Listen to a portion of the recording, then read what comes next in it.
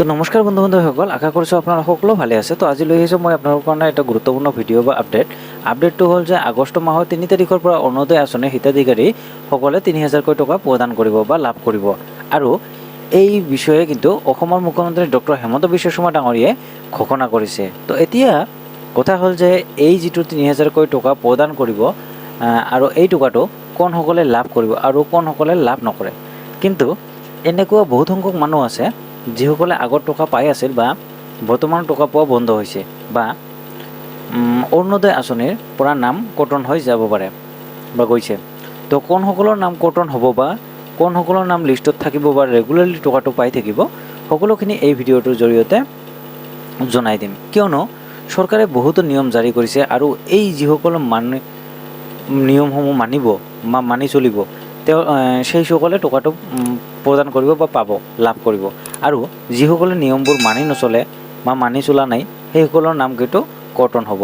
আৰু ইয়াৰ লগতে বহুতো মানুহৰ মনত প্ৰশ্ন যে এইবাৰ ১২৫০ টকাকৈ পাব নে ৩০০০কৈ টকা পাব। তো সেই বিষয়ে মই ভিডিঅ'টোৰ শেষত জনাই দিম। তো গতিকে ভিডিঅ'টো সম্পূৰ্ণকৈ চাব আৰু চাই থাকক। আৰু ভিডিঅ'টো ভাল লাগিলে ভিডিঅ'টো লাইক কৰিব আৰু চেনেলটো ছাবস্ক্ৰাইব কৰিবলৈ পাহৰি নাযাব। এনেকুৱা ধৰণৰ আপডেটসমূহ সৰ্বপ্ৰথমত চাবৰ কাৰণে বা এপ্লাই কৰি ল'ব পাৰে। তো ফ্ৰেণ্ডসকল, বলক কি নতুন নিয়ম আহিছে আমি প্ৰথমতে নিয়মসমূহ বা আপডেটসমূহ জানি লওঁ। তো ফ্ৰেণ্ডসকল, তো ইয়াত আপোনালোকে চাব পাৰিছে আজিৰ পৰা নতুন নিয়ম প্ৰযোজ্য অৰুণোদয় আঁচনিৰ নতুন নিয়মসমূহ।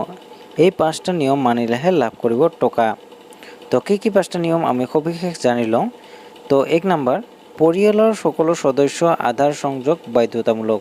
তো আপোনালোকৰ পৰিয়ালৰ সকলো সদস্যসকলৰ আধাৰ কাৰ্ডৰ সংযোগ মানে একলগ হৈ থকাটো বাধ্যতামূলক। তো 2 নম্বৰ, স্থায়ী বাসস্থানৰ প্ৰমাণপত্ৰ থাকিব লাগিব। তো আপোনালোকে যে বসবাস কৰি আছে বা ঘৰ সাজি আছে, সেইটোৰ আপোনালোকৰ প্ৰমাণপত্ৰ থাকিব লাগিব। 3 নম্বৰ, বেংক একাউণ্টৰ DBT সুবিধা সক্ৰিয় হৈ থাকিব লাগিব বা বেংক একাউণ্টৰ লগত আপোনালোকৰ DBT আধাৰ কাৰ্ডখন লিংক হৈ থাকিব লাগিব বা DBT থাকিব লাগিব। তো 4 নম্বৰ, পৰিয়ালৰ কোনো সদস্য চৰকাৰী চাকৰি থাকিব নালাগিব। তো 4 নম্বৰটো হ'ল আপোনালোকৰ পৰিয়ালৰ যিকোনো সদস্য চাকৰি পাইছে বা কিবা হৈছে, আপোনালোকৰ সেইটোৰ নাম কৰ্তন হ'ব। তো আপোনালোকৰ থাকিব লাগিব। তো 5 নম্বৰ, সকলো নথিপত্ৰ সঠিকভাৱে আপডেট হৈ থাকিব লাগিব। তো আপোনালোকৰ আধাৰ কাৰ্ড যিসমূহ ডকুমেণ্ট আছে, সকলো ডকুমেণ্টখিনি আপোনালোকৰ সঠিকভাৱে আপডেট হৈ থাকিব লাগিব, এইখিনিয়ে কৈছে। তো আপোনালোকে এইখিনি সকলোখিনি নিয়ম মানি ল'ব। তো তেতিয়াহে আপোনালোকৰ অৰুণোদয় টকাটো লাভ কৰিব। আৰু এতিয়া আপোনালোকে যাব পাৰিছে ১২৫০ টকা নহয় ৩০০০কৈ টকা পৰ্যন্ত লাভৰ সুবিধা। অৰুণোদয় আঁচনি অসম চৰকাৰ জনসাধাৰণ। তো ফ্ৰেণ্ডসকল, আপোনালোকে কি 5টা নিয়ম, এই 5টা নিয়মটো আপোনালোকে শুনিলে বা চালে। তো এতিয়া কথা হ'ল যে মই আপোনালোকক কৈছিলোঁ ভিডিঅ'ৰ শেষত জনাই দিম আপোনালোকে ১২৫০ টকা পাব নে ৩০০০ টকা পাব। তো এইখিনি হ'ল আপোনালোকৰ ১২৫০ টকাৰ যেতিয়া ইলেকশ্যন আৰম্ভ হৈছিল, ইলেকশ্যন হোৱাৰ সময়ত অসমৰ মুখ্যমন্ত্ৰী ডক্টৰ হিমন্ত বিশ্ব শৰ্মা ডাঙৰীয়াই নিজে কৈছিল বা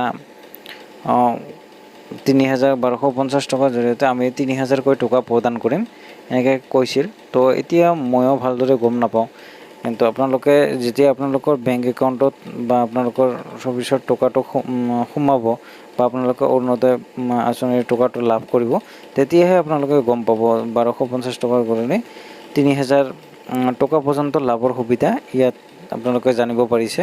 তো ৩০০০০ কেই টকা দিয়ে আপোনালোকে ১২৫০ টকাৰ পৰা ৩০০০০ টকাৰ ভিতৰত আপোনালোকক পাব। তো আজিৰ ভিডিঅ'ত ইমানখিনিয়ে ফ্ৰেণ্ডসকল। তো আপডেটসমূহ আপোনালোকে ভালদৰে জানি লৈছে বা বুজি লৈছে, আপোনালোকে আপডেটখিনি কৰাই ল'ব। তো লগ পাম নেক্সট ভিডিঅ'ত। আজিৰ কাৰণে ইমানখিনিয়ে।